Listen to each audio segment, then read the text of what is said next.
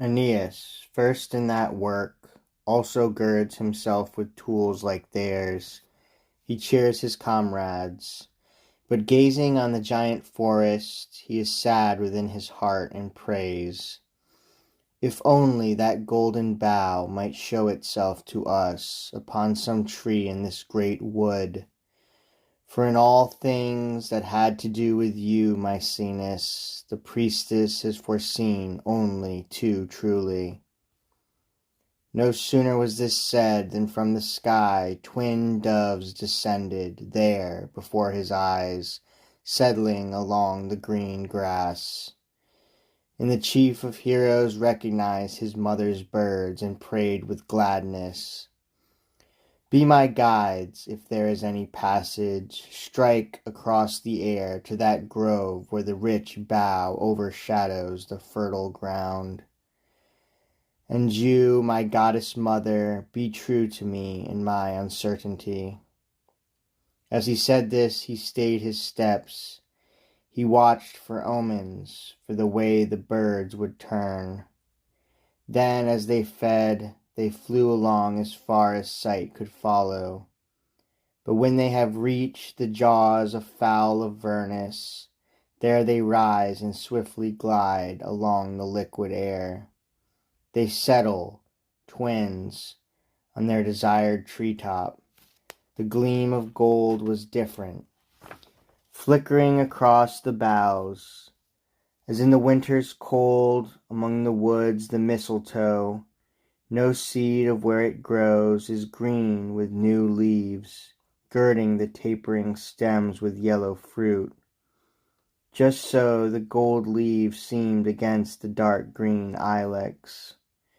So in the gentle wind the thin gold leaf was crackling, and at once Aeneas plucks it, and eager, breaks the hesitating bough, and carries it into the Sibyl's house.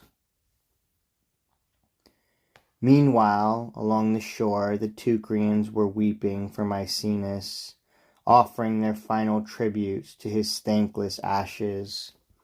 First they built high a giant pyre, rich with pine and planks of oak. They interweave the sides with sombre leaves. In front they set funeral cypresses, with gleaming weapons as ornament above. And some make ready hot water, cauldrons bubbling on the flames. They bathe and then anoint their friend's cold body. Their lamentation is done. They place his limbs, wept on, across the bier, and over them they throw his purple robes, familiar clothes. Then some, as their sad office, raise the massive barrow, and in their father's manner, faces averted, set the firebrand below. The offerings of frankincense and meats and bowls of flowing oil are heaped together and burned. The ashes sank, the flame was still. They washed the remnants and the thirsty embers with wine. Coriolanus hid the gathered bones in an urn of bronze. 3 times he circled around his comrades with clear water, and with light spray from a fruitful olive bough he sprinkled them and purified the Trojans and spoke the final words. Pious Aeneas sets up a mighty tomb above Maecenas, bearing his arms, a trumpet, and an oar. It stands beneath a lofty promontory, now known as Cape Maecenas after him. It keeps a name that lasts through all the ages. This done, he now moves swiftly to fulfill all the commands and warnings of the Sibyl. There was a wide-mouthed cavern, deep and vast and rugged, sheltered by a shadowed lake and darkened groves. Such vapor poured from those black jaws to heaven's vault. No bird could fly above unharmed, for which the Greeks have called the place Iornis, or the birdless. Here the priestess places first 4 black-backed steers, and she pours wine upon their brows and plucks the topmost hairs between their horns, and these casts on the sacred fires as offering, calling aloud on Hecate, the queen of heaven and of hell. Then others slit the victims' throats and catch warm blood in bowls. Aeneas sacrifices with his sword a black fleeced lamb for Night, the Furies' mother, and Terra, her great sister.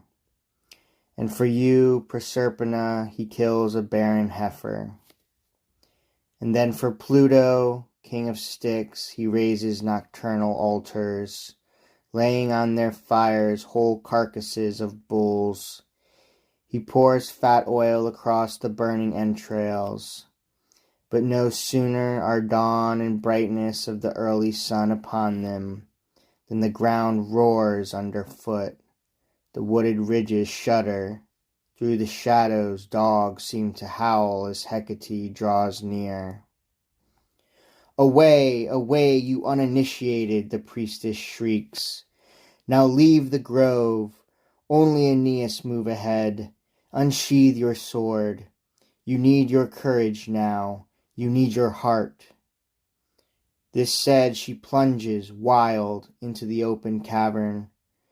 But with unfaltering steps, Aeneas keeps pace beside his guide as she advances.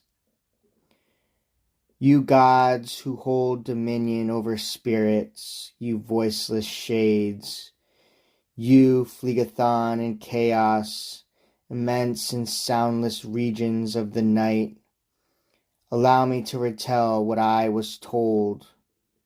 Allow me by your power to disclose things buried in the dark and deep of earth.